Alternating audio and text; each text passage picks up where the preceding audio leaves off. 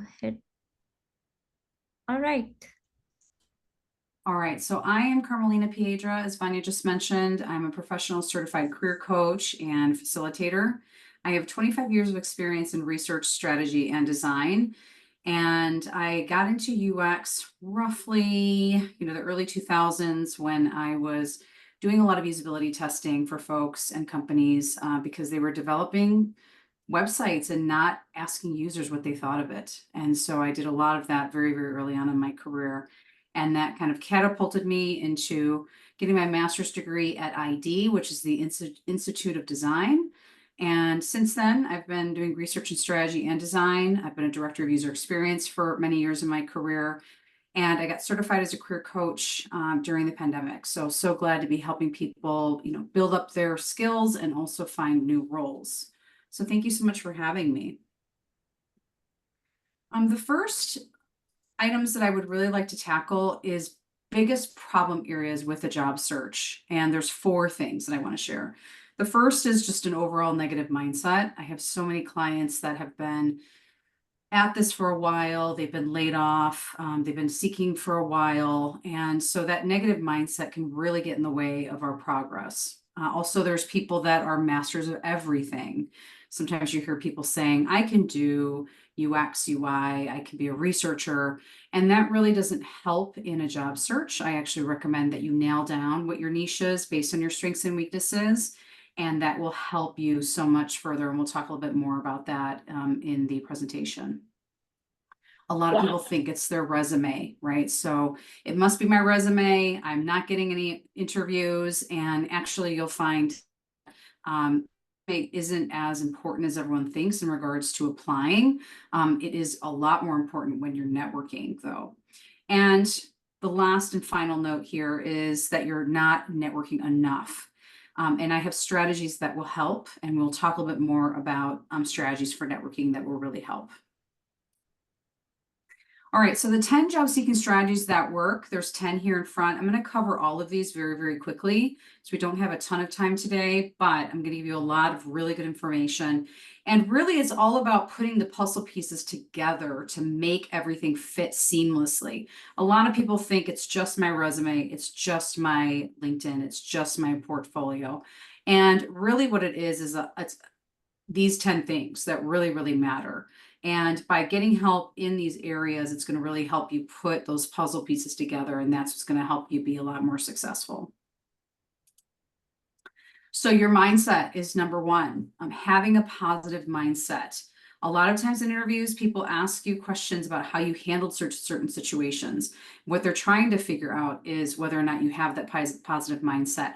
And also, do you have any negative feelings about a company that you've worked for in the past, or even a manager that you've worked for? They're trying to weed out people that have a negative mindset. Companies also wish to hire people who are still working. And why do you think that they want to hire people that are still working? Because their mindset is actually in a much more positive place. And changing your mindset and your behavior can really make yourself luckier. There's been research on this, that the moment you shift your mindset and start to think more positively about everything. It can be your job, your relationships, your life in general. It can really help make you even luckier with things like job searches. And without this, people will not want to work with negative people. So very important to make sure that you are starting with a positive mindset. And that is why this is the number 1 reason why job searches sometimes fail, is that mindset. So we want to make sure that we're thinking positively. The second is your niche. So we talked a little bit about figuring out exactly what is the best role for you based on your strengths and weaknesses. It's really important to make sure that you assess what those strengths and weaknesses are and how it applies to the jobs that are out there. And there's not just one UX job. There are tons and tons of different jobs that you can partake in. And so it's important to make sure you're figuring out exactly what is the right role for you. I'm actually certified to help others in all aspects. I've helped CPAs, I've helped people in finance, I've helped admin assistants. So it's really important to make sure that you are assessing your strengths and weaknesses and how it relates to your niche. You also want to make sure that you promote yourself as such. So what is that niche and how can we promote you so that you are looking for the right roles? And that will be the foundation that will help you with the rest of your job search. Without having a stable foundation, what will happen is you'll just be spinning your wheels and you're not going to be gaining a lot of traction in your job search. Third is branding. So we want to make sure we have a consistent brand and we want to promote yourselves appropriately. That really can help you stand out from the crowd. You want to think about colors, fonts, imagery, and you want to be consistent within your resume, your LinkedIn profiles, and even your portfolios. So very, very important to make sure that we not only have a brand, but we're using it consistently across all of the materials that you're sending out for your job search. This will make you more professional and buttoned up. Another good reason for this is because companies also have their own brands. And so if they see somebody that is professional, isn't buttoned up, and has a great brand and is promoting themselves the right way, in that case, what will happen is they believe that you also will be able to do the same for their company brand. And without this, you will really have difficulty selling yourself. And that is one thing that is extremely important when it comes to the job search. Next is your resume. So, if you can just react, that would be great. Just give me a thumbs up if you're in this camp. But many people think that spending a lot of time on multiple resumes, matching individual keywords for diverse roles and job descriptions will make you stand out and will help you actually submit an application and your resume will be seen. And there's actually a lot of wasted time that happens when we do that. So what we do want to do instead is to create a super resume containing keywords from 3 to 5 job descriptions that match your niche. And with that, you will have one resume that you can send out that covers a variety of different types of roles in that niche. So you will not be spending a lot of time on multiple resumes that you're submitting, and it's just going to sit in the queue. And most of the time, they don't even get looked at. By the way, it's only 10% success, and we'll get into that a little bit more in just a minute. You also want to make sure you have outcome-based resumes. So what that means is when you're talking about the things that you did at particular organizations, you want to also tell them why. Why was it important that you completed the specific task? Not just what you did, but why was it important? It can be in the form of metrics, numbers, percentages, or it can be something very, very generic, but you want to make sure you're pushing yourselves a little bit further when it comes to your resume. So not just what you did there, but why was it important? Outcome-based resumes are a lot more successful.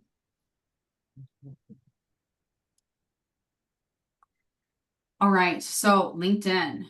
LinkedIn is number 5 on the list, and we want to add as many keywords into your profile that are relevant to the job that you wish to obtain. So in this case, we are using SEO in a very positive way when it comes to having hiring managers and recruiters do searches on LinkedIn. What they're going to do is come to your profile or come to LinkedIn, type in a keyword, and then your profile will appear higher up in the search results if you have a lot more keywords that are relevant to the search that they are performing.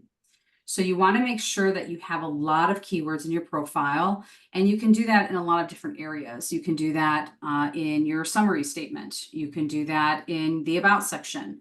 There's also an area for you to keywords in the skills section. So as many keywords as possible, that will help you appear higher in those search results. You also want to mimic your resume. So this is really important. A lot of people think that the resume is actually the longer piece and the LinkedIn is a summary. You want to make sure that you're actually putting a lot of keywords into the LinkedIn profile so that, again, when they're doing searches, that you will appear higher up in the search results. So you want to take all of the information from your resume and copy and paste it into your profile. Make sure things like titles are similar. what you did at those roles are similar. And you also want to make sure that you have, keywords like your skills, your tools, etc., in that LinkedIn profile, and make sure that you're really beefing it up as much as you possibly can. Also, you want to perform A/B tests. So for those of you that are not as open to using the green to work ring on your profile, there is a lot on LinkedIn about whether or not people should be using the open to work ring. But really what it does is it really educates people on the fact that you are looking for work. I've had clients actually get phone calls or get contacted by prior managers that they used to work for. And because of the green ring, they knew that they were available. And so they reached out to them. So that is actually something that is very powerful, is to use the green ring when you are open to work. For those that are a little bit more skeptical, and there's a lot of talk about this on LinkedIn, what I recommend is maybe performing some A/B tests so that you can make a decision on your own based on what you feel is going to work best for you specifically, right? Instead of just listening to somebody and their opinions on this topic. What I mean by doing A/B tests is maybe turning off the open to work green ring completely, updating your LinkedIn profile. And then from there, you can turn on just the recruiters. And then maybe a few days later, turn on the green ring and see what works better for you. The other thing that I recommend my clients is actually turning it off every so often and then turning it back on for recruiters so that the recruiters get blasted your information more than just one time, right? And we can get ourselves in front of those recruiters a lot more frequently. And you could do that maybe every month. It might be a good way to perform these A/B tests. So again, turning it off, turning it on only for recruiters, and then turning on the green ring for everybody and making that public. I will just say though, for those of you that are still working, just be very careful. Even if you don't have the green ring on, there are companies and organizations that can see that you've turned this on for recruiters. And I have heard horror stories about companies seeing that and knowing that their employee is currently open to work and looking. So just be very, very mindful of that as you move forward in your job search.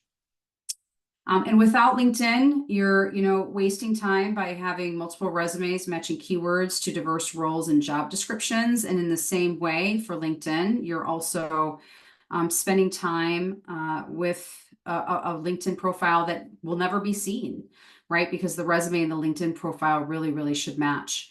And so we want to make sure that we have a very robust LinkedIn profile so that when people are searching for you, and also we can use this for networking as well. There is a tip that I wanted to share with everyone on LinkedIn. If you go to your LinkedIn app, you can actually click on the search fields, and on the right hand side, there's a little icon. It has 4 little squares. You can click on that and you can add your QR code, which you can use as a business card for in-person meetings. And you can save it to your photos. And then you can go to your gallery and you can make that a favorite. And then when you're at an event in person, you can pull up your QR code and have people scan it in order to connect with you on LinkedIn. So very, very important that you have that. It's great. You don't have to have business cards anymore. You can just literally just pull up that QR code from LinkedIn and you can connect with people and vice versa. They might have their QR code that you can ask them for and you can scan their code and then send a connection request from the in-person event. So really, really helpful that you'll be able to do that. All right, next is a portfolio, which obviously not everybody needs to have, but those that are in the research and design field, it's really, really a great way to kind of showcase your work. I also have some clients that are in product, and they also have a portfolio that helps them stand out from their competition because a lot of product folks don't have a portfolio. But again, this portfolio will really help you showcase your work. It will make sure that it's easy to navigate and it will tell stories with or without you there. This is really important. So obviously your portfolio can be shown during an interview And in that case, you're there telling your story, but the portfolio really needs to act as a storytelling piece within your case study without you there, right? They're going to be coming to your portfolio, looking at your work, and they really want to scan it very, very quickly. And they want to be able to get the information very, very quickly as they scan to make sure that you have the skills that they're looking for. You also want to make sure that you're including that branding to be consistent with your resume and your LinkedIn, et cetera. So make sure that when you are telling stories, you're telling stories from a user perspective or a target market perspective. It's really hard to tell stories when you don't have a persona, right? That builds empathy with the audience and it will help them to kind of understand what problem you're trying to solve and also for whom, right? Who is the person that we're trying to solve this problem for? So really important that you are telling stories, and that is actually the most critical piece there. Without your portfolio, you won't be able to prove your work history through project work. So when they see your resume, they like what they see. When they see your profile on LinkedIn, same thing. Your portfolio is a way to showcase the work history that you have had to prove that what is on your resume and your LinkedIn profile is true, right? I can see that you've done this work. So with your portfolio, very, very important to make sure that you are showcasing that work and try and find a domain name that is unique. A lot of folks are not paying for domain names, but actually I think it's about $1.99 for a year. So it's very inexpensive and you can sync it with tools like Wix. There's also Adobe Portfolio, which is absolutely free if you have Adobe products. There's Webflow. There's tons of different tools out there that you can use now. Framer is another one where you can use templates. But just know that actually having a unique portfolio domain can actually be really helpful. In addition, you can have an email address that is specific to your needs and your brand, right? Maybe it's hello@thedomainname.com or your first name at thatcompanyname.com if you have a pseudo company for yourself.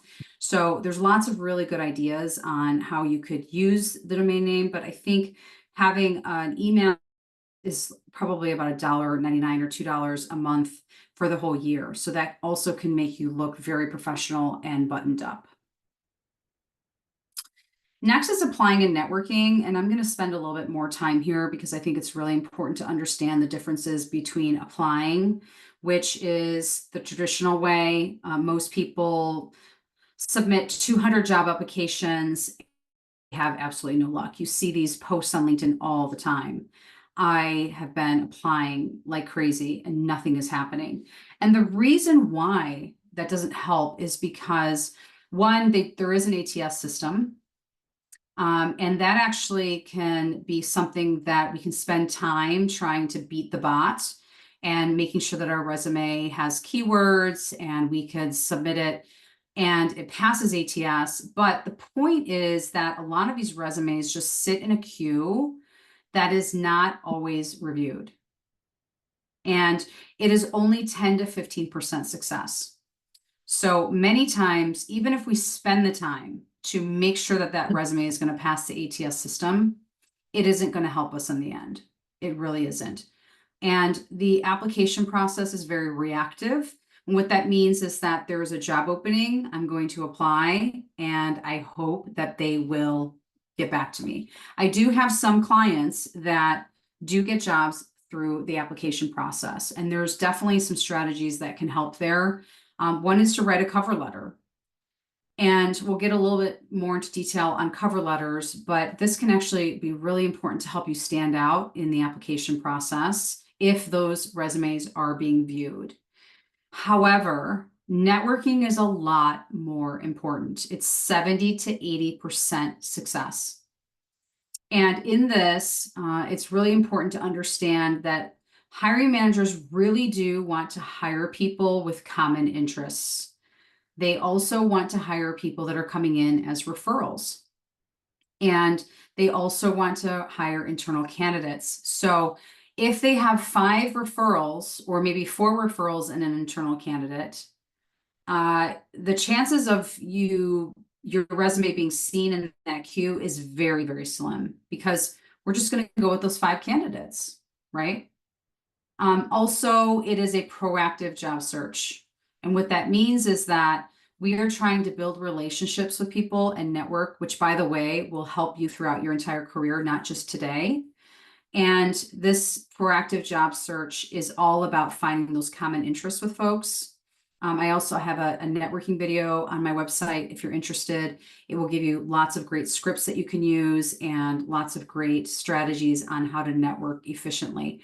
But contrary to what people think, it is not about networking and mentioning the job at the very moment. I have a joke that I share with my clients that the moment a computer screen is in front of people, what really happens is they completely forget how to network, meaning treat this like you would an in-person event. So, for example, if I was meeting somebody in person, I might meet them and say, hello, my name is so and so.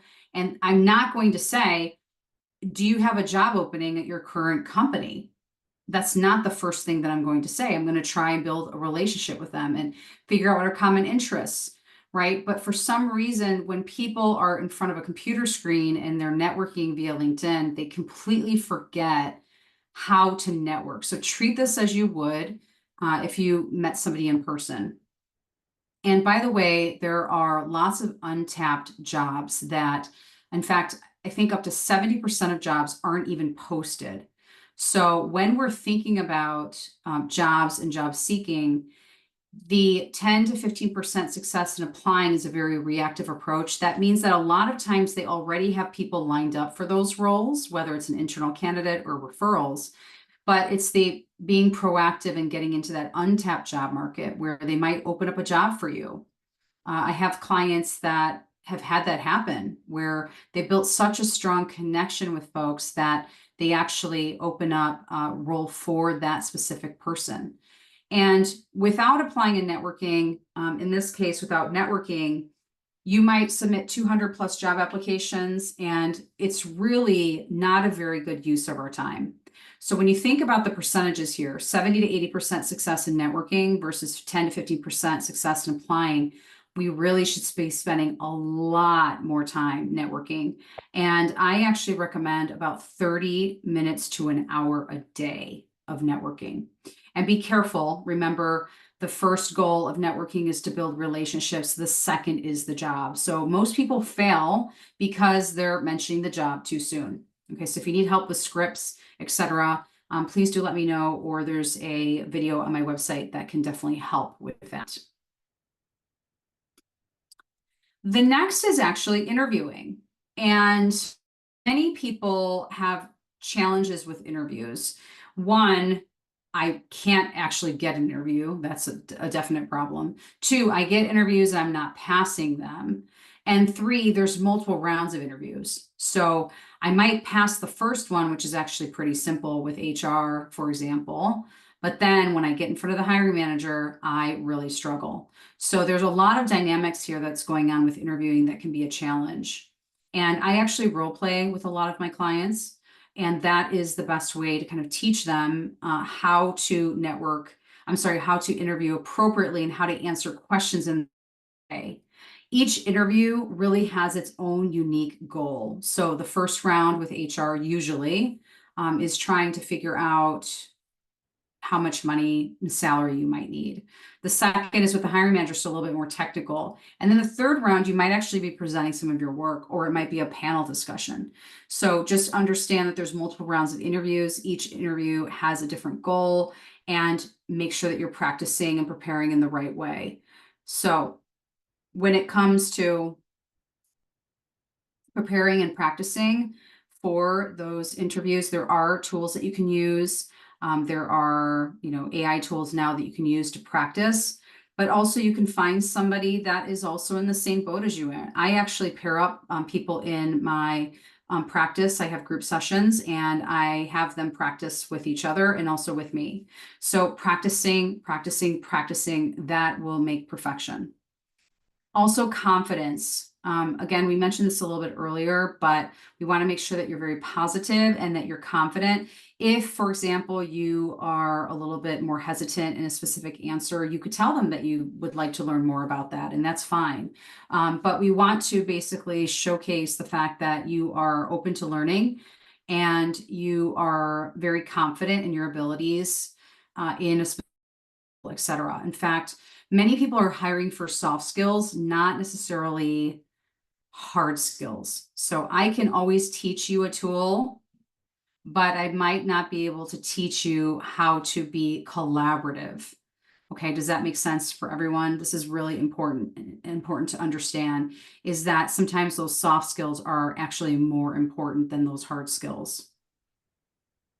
One thing that my clients don't always do before I work with them is they do not ask for an agenda. And this always surprises me. When you get an interview request, you can definitely ask for an agenda. And you might want to research your interviewers prior to the interview. I have some clients that say, well, I'm nervous about researching my interviewers because I'm worried they're going to know that I'm looking at their profile.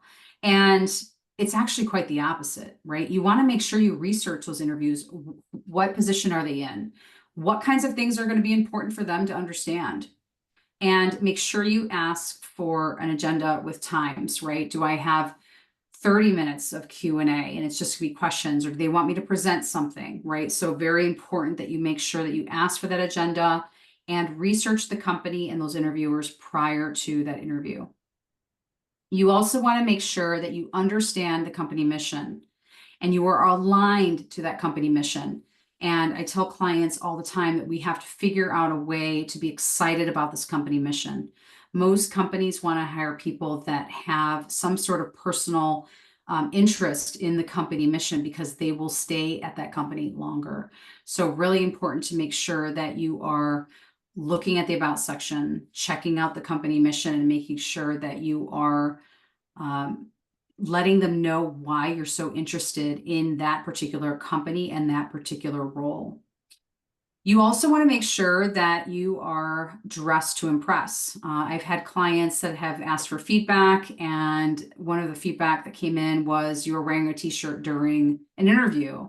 And they thought, well, it was on Zoom, and so I figured I could wear whatever I want. No, absolutely not. You also have to make sure that you're dressing up. You also could ask them for the dress code. And if it's in person, you definitely want to make sure that you're asking for that dress code because you want to make sure that you're showing up. You don't want to overdress, but you don't want to underdress either. And make sure you are having a list of questions you want to ask them. This is not just about them interviewing you and seeing if it's a fit, it's also vice versa. It is also making sure that you are interested in that particular company as well, and that department and those people that you're going to be working with. My clients do get multiple offers, and so it's really up to them to decide what is the right role for them and the right company. So by having as many questions as possible, that is going to help you arrive at those decisions. And you also want to give examples of what you've accomplished with outcomes. This is really important. So what are the outcomes, right? What, not just what you did, but why was it important? Again, from the resume. But you want to give examples of what you've accomplished at what company and why was it important? How did you move the needle? And make sure that you're giving proof of the fact that you can perform this job based on the work that you've done in the past. And sometimes people forget to send a thank you note. And I know sometimes I mention this and people think, well, does a thank you note really matter?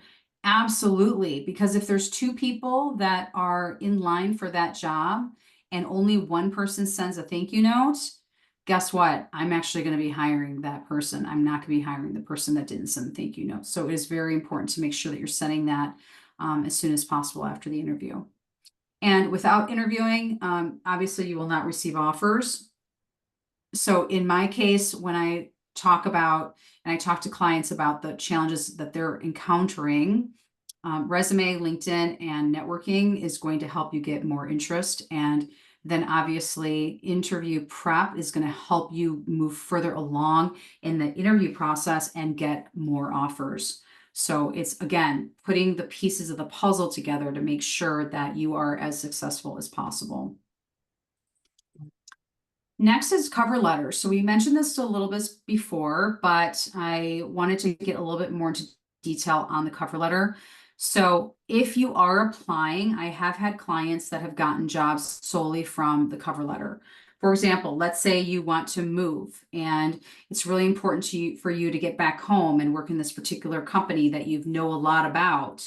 Maybe the company is in your hometown. And so you write a cover letter that's very compelling about the fact that you want to relocate and get back home.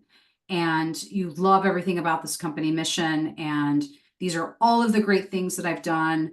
That is going to resonate more. Now, will they read the cover letter and the resume?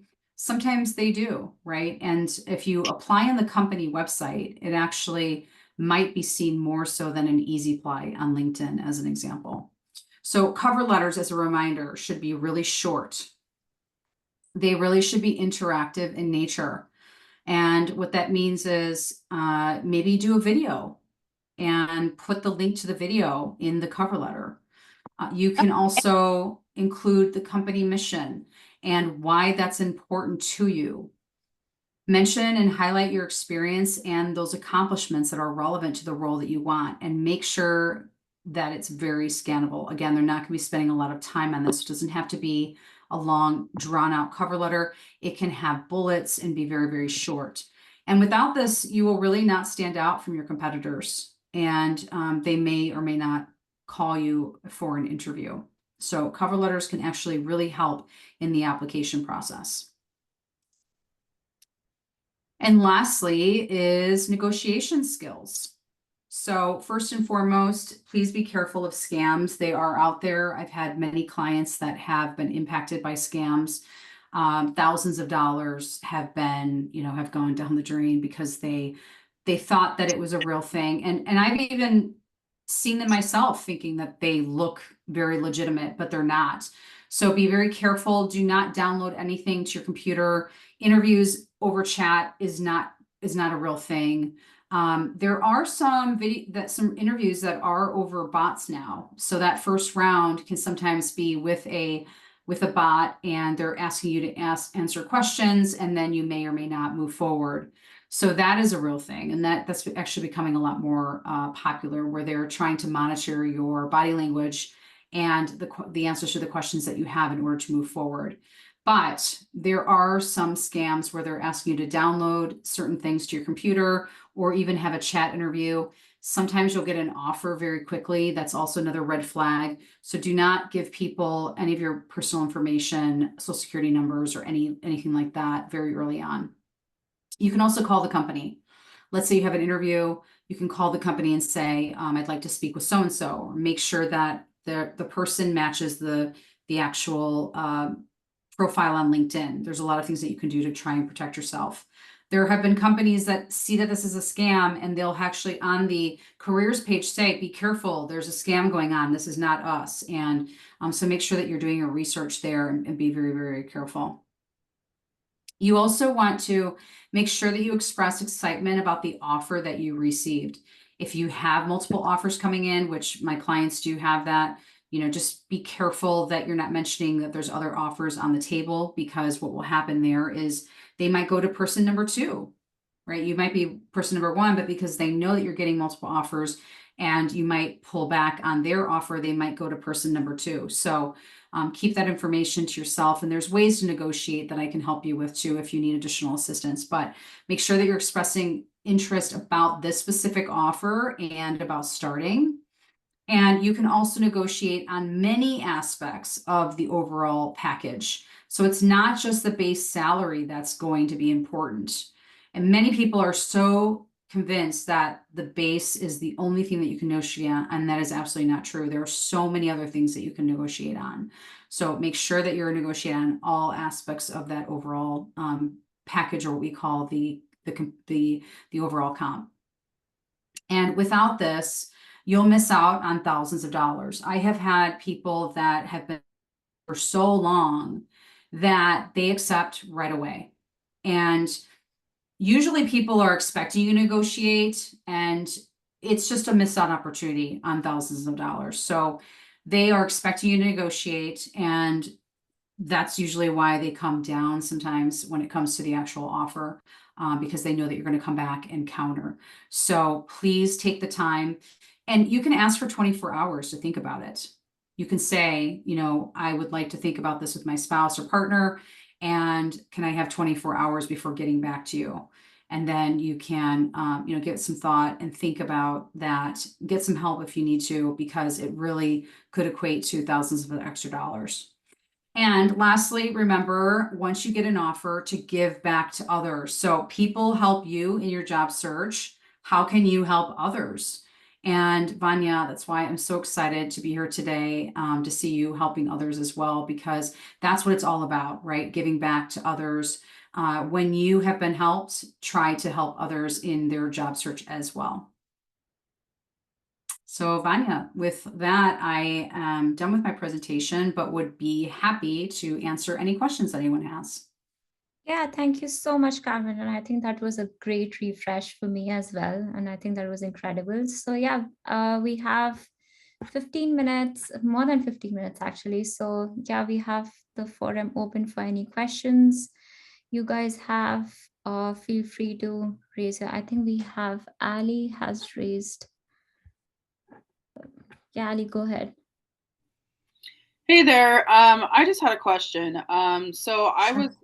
was, just to kind of give you a little background, I was in a contract in 2023. Unfortunately, they went through budget cuts and all the contractors got cut. So I was a contractor, needless to say, that kind of happened. I was unemployed for 8 months and I did a lot of networking. Um, Unfortunately, I wasn't really able to land anything in those 8 months, but I finally landed something with the company that I worked for before. And I'm wondering, because they do have the opportunity to go FTE from this contract, like what would be the best way Mhm. to become an FTE? Because I love the company. I am going to be going into the office at least once a week, once to twice a week, just to kind of meet with my team, even though they're kind of all scattered all over the country.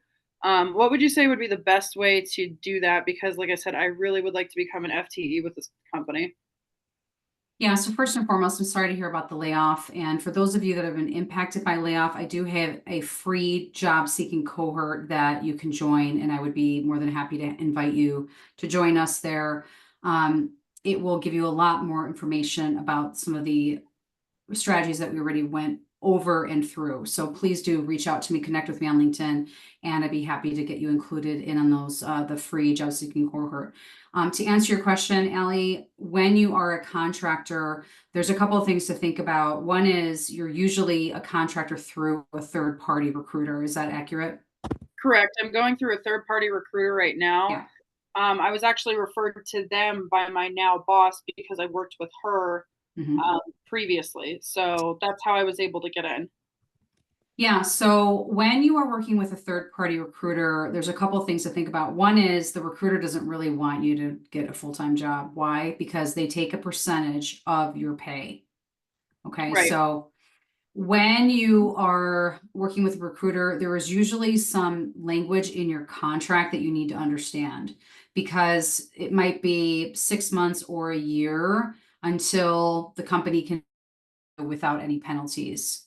So that may or may not be in your contract, but it's definitely in the contract of the employer, and your manager might have that information. I'm not sure, but when you are looking to convert to full time, you have to kind of understand what that window is, and then, schedule one-on-ones and have conversations with your specific manager about the fact that you want to convert into FTE.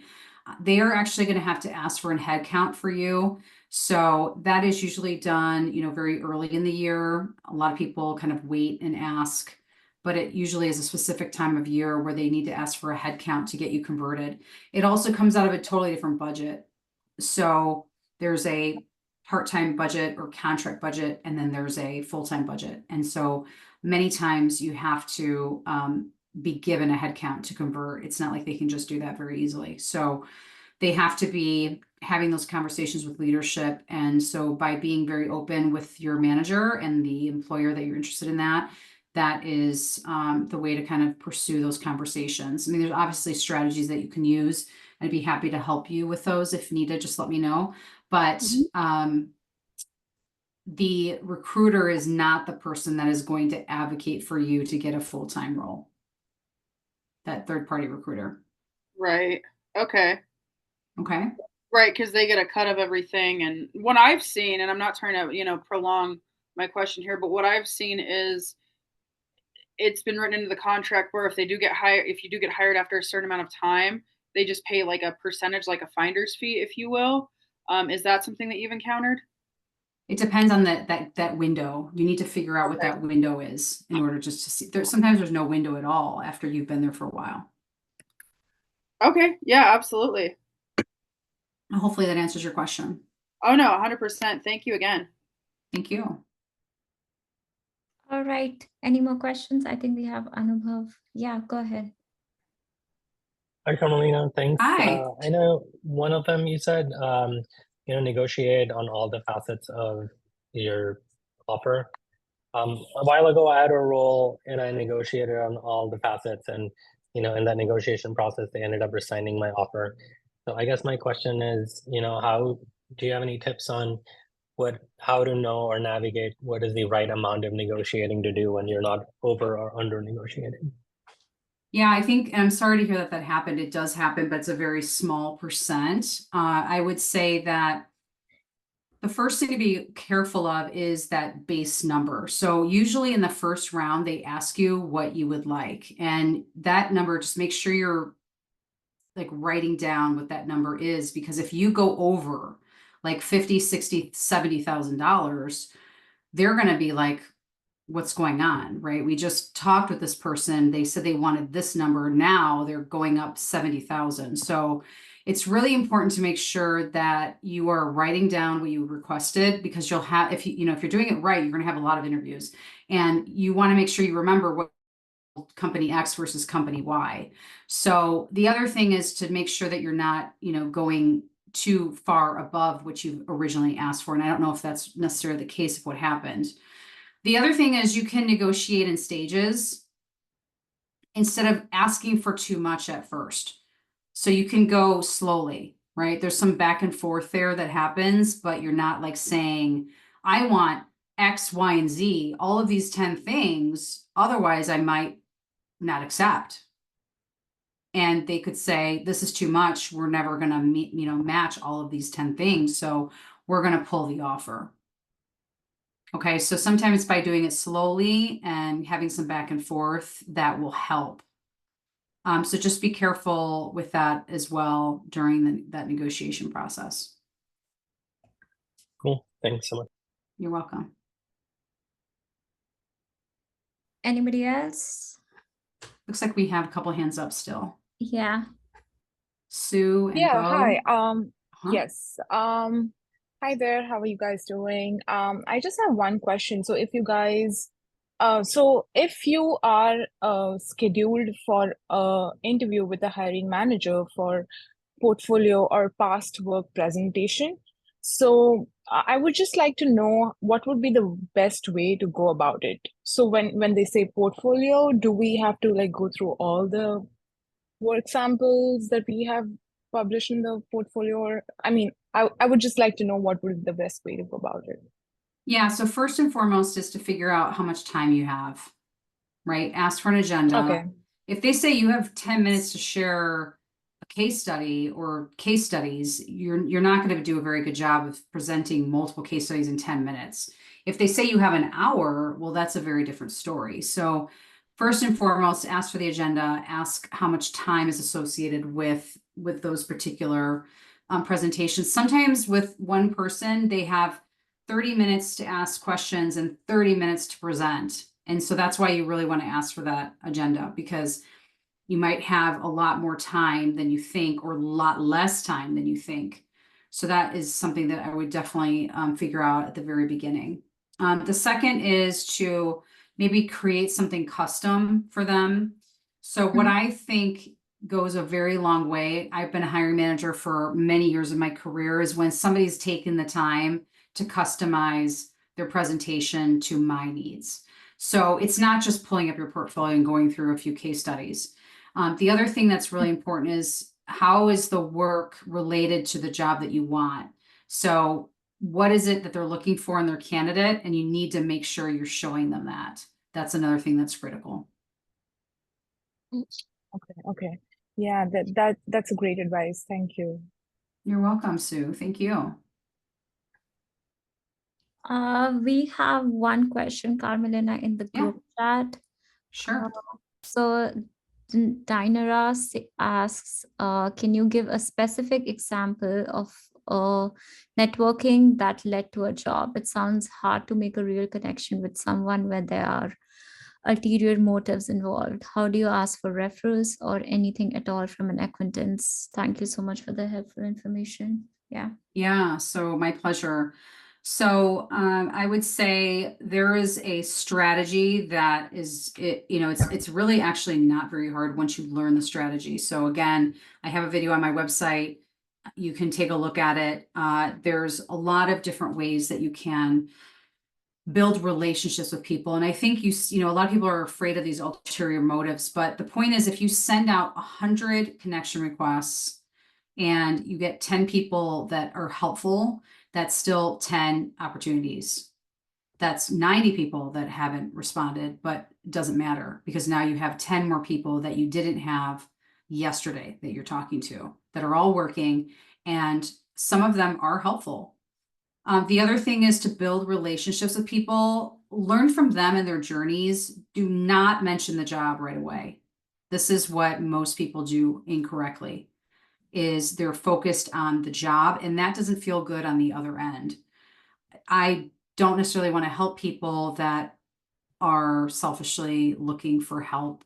But if I have something in common with them and we built a relationship and I feel like I can get along with this person, then I might be able to help them and feel better about it. So just make sure that, that you're building a relationship with people, which is what most people don't do.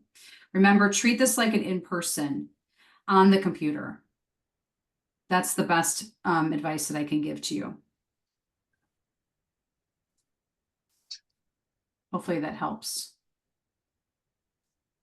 Boy, go Yeah. ahead. Hi. Yeah, thank you for the presentation. There's a lot of useful information here. Sure. And Thank yeah, you. it's very helpful. I have one question. I'm currently working I was working as a human factors engineer at a defense company, and I'm looking to transition into a more commercial space rather than, government or defense. Yeah. And my previous work have been all in the same field, and due to the nature of the field, I don't really have a portfolio to showcase my work at those companies, and I'm not really able to talk to any of them. And you mentioned that a portfolio would definitely help. Where do I start? Yeah, so I think that's kind of a loaded question. I'm going to try my best to answer. And then, I'll just mention that I do have classes for portfolios that you could definitely join. It would give you a lot more information on this, but I'm going to give you kind of a shortened version here. And you just let me know if it helps. But for those that don't have a portfolio at all, I would say the very first thing that you want to do is think about, like, what is the domain name? How am I going to build the site? What tool am I going to use to build it? And there's lots and lots of things that you can use. There's Wix, there's Adobe Portfolio for free if you have Adobe products. There's Webflow, there's Framer. There's so many out there now. I actually built my own portfolio in 1999 with code. This is before, there were any options for templates. So you all are a little bit spoiled in that. And so there's really a lot of different tools that you can use to help you. So domain name, figure out what tool you're going to use, and then start building a very easy to use portfolio. What I mean by that is make sure that people can find the information they need very quickly. I had a client once use code to build this great portfolio, but it was very fancy and there was like gaming involved, and I couldn't even figure out where to get to the case studies. Okay, so what you want to do is make sure that it's very, very easy to get to those case studies. And then lastly, those case studies need to tell a story with or without you there. So make sure that you are talking through the work that you performed and the reasons why it was important, what you learned, and make sure that you have, I would say at least 3 is a really good starting point. It is really all about quality over quantity. So you want to make sure that you have, 3 good projects that you can share with folks. And that would be kind of my short answer to you, Bo. Hopefully that helped. Yeah, for sure. So I guess yeah, it's the case studies that was more what I'm looking for. So basically, if you don't have any job-based I guess works to show, you can also work on case studies. I'm assuming those are more theoretical. You could do something what I call mini studies where you are showcasing work that you've done kind of as passion projects. Okay. And that is a really, really good way to show. In fact, they're probably even more powerful than Mhm. student work is, these passion projects that you might be working on. So definitely, you could definitely do that. For Okay, sure. awesome. Thanks. Yeah, sure. Thanks, Bo. And I think Michelle has your hand up. Hi, yeah. Do you have any advice for people like transitioning into the field from another field? Just because based on my experience and the feedback I've been getting while networking, it seems like the market right now is just really favoring senior people with at least 5 to 7 years of experience. So what are some strategies if I just don't have those many years of experience? Well, first and foremost, don't read the job descriptions with the amount of years of experience. That is the first thing that I'll tell you. Second is it's all about networking, building those connections. And third, the job market is actually not as bad as what people are saying. Yes, there's some layoffs, but I help people transition all the time into the field. The job seeking cohort will be great. If you're interested, it's free. I also have an apprenticeship program that can help get the experience that you need, which is also free. So please do let me know. Having some real experience is really going to help you get into the field. I also teach Agile in that apprenticeship program, and that can really help you in gaining the experience, not only in Agile, but also work for your LinkedIn, your resume, and your portfolio. And so we kind of need to get ourselves out of this mindset of like, I'm a junior designer and I need to get a junior level role or an internship. Many people that are transitioning into the field have other past experiences. And you just need to work with the right person to help you promote all of the great things that you've done in the past that apply to the job that you want in the future. So hopefully that answers your question a little bit. That was Michelle, right? Was that Michelle? Yeah, that was great. Thank you so much. You're welcome. Yeah.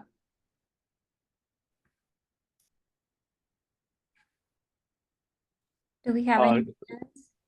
Yeah, sorry, go ahead. Hi, just real quick on what you mentioned before about the job seeking and the basic. So do you have is there a place that we can give you our emails for us to be included in those cohorts? Yes, absolutely. I'm going to put my Calendly in the chat. That is a way to schedule 15 minutes with me for free. And then Okay. I can discuss your unique needs and then discuss the cohort and the apprenticeship with anyone who's interested. I would be more than happy to let you know about those.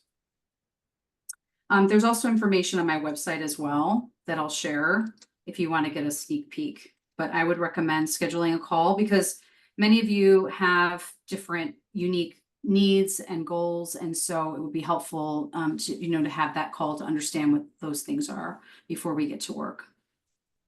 Oh, for sure. Thanks. Yeah, thank you, Bo.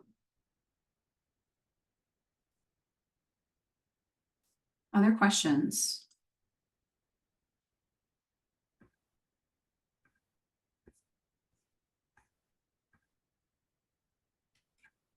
Yeah, we have last 4 minutes. If anybody has any questions, concerns, anything.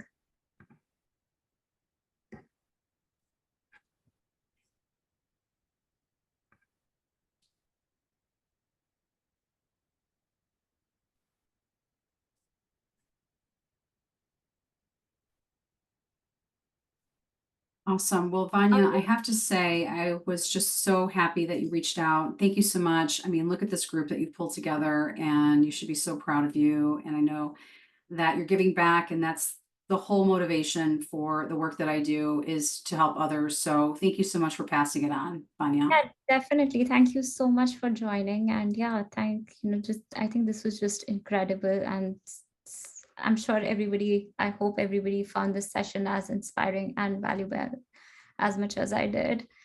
And yeah, I will send out the recording after this call, and please feel free to write in your email addresses on the Google Sheet which I have sent. And then I believe Carmelina has also posted her website link over there. So yeah, thank you so much everyone for participating. Thank you. Thanks, everyone. It was great to meet all of you, and have a great rest of your week. Yeah, have a great day, everyone. Happy designing. Yes. Thanks, Vanya. Thank you. Thank you. Have a Talk good to you day. Bye-bye. soon. Thank you. Bye. Bye.